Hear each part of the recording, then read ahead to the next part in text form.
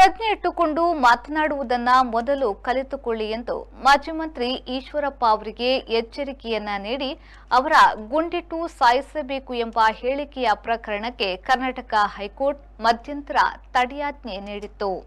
ದೇಶ ವಿಭಜನೆಯ ಮಾತು ಆಡುವವರನ್ನ ಗುಂಡಿಟ್ಟು ಸಾಯಿಸಬೇಕು ಎಂದು ಈಶ್ವರಪ್ಪ ಹೇಳಿದ್ರು.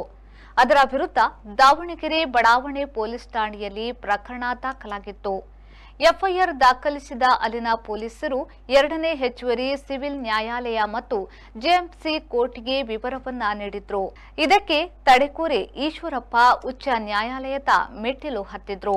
ನ್ಯಾಯಮೂರ್ತಿ ಕೃಷ್ಣ ಎಸ್ ದೀಕ್ಷಿತ್ ರಾಜಕೀಯ ನಾಯಕರು ಪ್ರಜ್ಞೆ ಇಟ್ಟುಕೊಂಡು ಮಾತನಾಡಬೇಕು ಎಂದು ಎಚ್ಚರಿಕೆ ಕೊಟ್ಟರು.